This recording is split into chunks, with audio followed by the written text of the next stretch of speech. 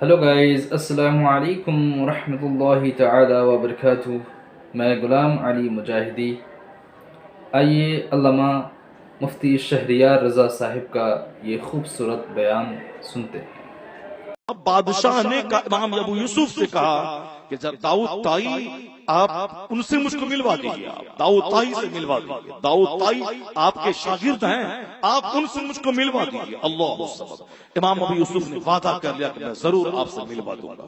امام ابو یوسف گئے وہاں پر، والدہ محترمہ سے ملاقات ہوئی، جن کی والدہ داؤد طائی کی والدہ سے کہا کہ داؤد طائی سے کہہ دیں کہ ان کا استاد ابو یوسف امام ابو یوسف آیا ہے۔ انہوں نے والدہ سے کہا کہ میرے استاد سے کہہ دیں کہ مجھے عبادت سے میں اپنے کام سے فرصت نہیں، استاد مجھے معاف فرما دیں، تو پھر انشاءاللہ دوسرے موقع سے ملاقات ہو جائے۔ استاد نے کہا کہ آپ کو میں کہتا ہوں کہ آپ اپنے بیٹے سے بادشاہ وقت سے ملاقات کروا دی، چونکہ میں نے وعدہ کر لیا ہے۔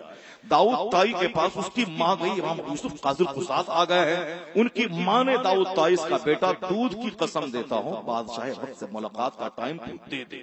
اب بس آخری بات تھی، ماں نے قسم دے دی، کہا ٹھیک ہے بادشاہ آئے، مگر میری شرط یہ ہے کہ بادشاہ دن میں نہیں رات میں آئے، اور دوسری شرط ہے کہ کسی فوج کے ساتھ نہیں، وہ تنہا آئے۔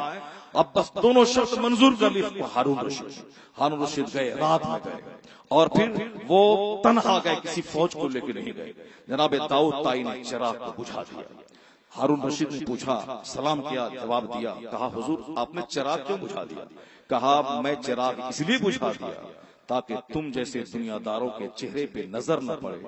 دنیا دار کے چہرے پہ نظر پڑنے سے دل زنگ آلود ہو جاتا ہے، 40 دن کی عبادت کی ساری لذتیں ختم ہو جاتی۔ اللہ صمد۔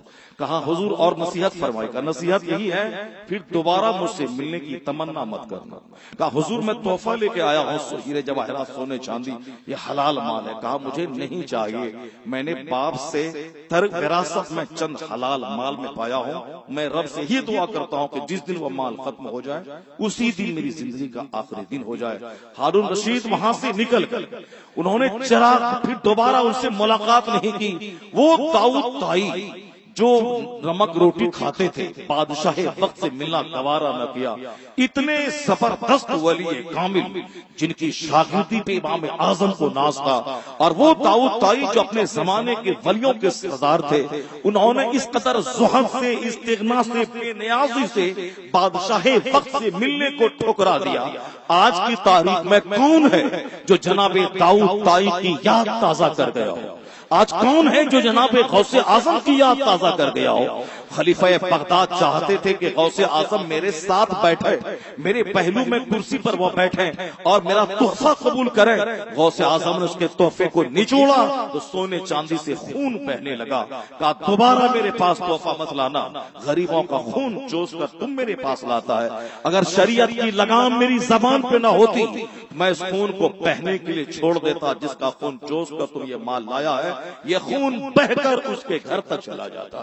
اگر شریعت کی روک میری زبان پہ نہ ہوتی، وہ تو غوث اعظم 800 سال پہلے کی بات ہے، وہ داؤد طائی یہ آج سے 1300 سال پہلے کی، 1200 سال پہلے کی بات ہے۔ لیکن اس زمانے میں کون ہے جو داؤد طائی کی طرح بادشاہ وقت سے ملنے سے انکار کر گیا ہو، جس کو دیکھنے کے بعد غوث اعظم کی یاد تازہ ہو جائے، جن کو دیکھنے کے بعد داؤد طائی کی یاد تازہ ہو جائے؟ قوم مسلم ہاں اسی زمین پر اسی صدی میں وہ اللہ کا ولی گزرا ہے، ڈاکٹر نسیم آرا، جنہوں نے بابری مسجد کی شہادت میں جس کا رول رہا، 1992 کا واقعہ ہے، اسی کے پیریڈ میں شہادت کا وہ واقعہ پیش آیا۔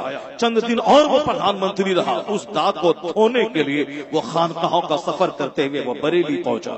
بریلی کے سرکٹ ہاؤس میں 7 گھنٹے تک ہندوستان کا وزیر اعظم جو 1 گھنٹے میں 20 پروگرام کرتا ہے، یعنی 1-2 منٹ یہاں، 5 منٹ وہاں، 10 منٹ وہاں، 3 منٹ وہاں، یعنی جن کا ایک گھنٹے کا 60 منٹ فکس رہتا ہے، کہاں جانا ہے، کہاں رہنا، اتنے پورا ہندوستان ہے، بہت سارے پلان ہیں، کہیں فائل پہ سگنیچر کرنا ہے، کہیں میٹنگ اٹینڈ کرنا ہے، کہیں بھاشن دینا ہے، کہیں سیشن میں بیٹھنا ہے، کہیں کسی سوال کا جواب دینا ہے، یعنی پردھان منتری سمجھ لیں کہ اللہ نہ کرے کوئی بنے، یعنی 24 گھنٹے مشین کی طرف رہتا ہے۔ ہاں البتہ کھانے والا، خون اونچا کرنے والا، آگ لگے کہ فساد ہو کے دنگا ہو کہ مرے کہ کٹے کہ زلزلہ آئے تو پھر وہ پردھان منتری تو کھائے گا کون اونچا کرے گا. جب پردھان منتری نرسمہا راؤ بریلی آئے, انہوں نے 7 گھنٹے سرکٹ ہاؤس میں گزارا, اپنا قاصد بھیجا خانقاہ کہ حضور تاج الشریعہ سے میں ملنا چاہتا ہوں, وہ وقت ہم کو دے دیں.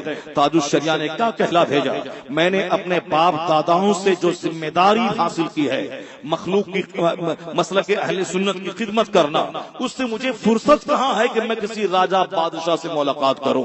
ملنا گوارا نہیں کیا, اپنے لوگ دباؤ بنا کے ملوا نہ دیں.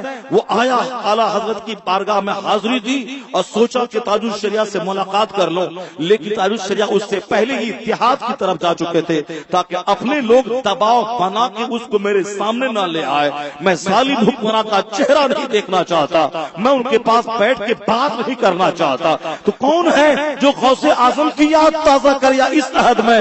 کون ہے جو داؤد طائی کی یاد تازہ کر گیا جو کہانی تذکرۃ الاولیاء میں ہم پڑھا کرتے تھے 1000 سال پہلے کے اولیاء و صالحین جو دنیا تیاگ دیں, جسے دین کی خدمت سے فرصت ہی نہ ملے کہ دنیا داروں کے پاس بیٹھے. اس دور کا ولی کامل نائب غوث اعظم جو اس عہد کی یاد تازہ کیا, اس کا نام اختر رضا کا ازہری تاج الشریعہ.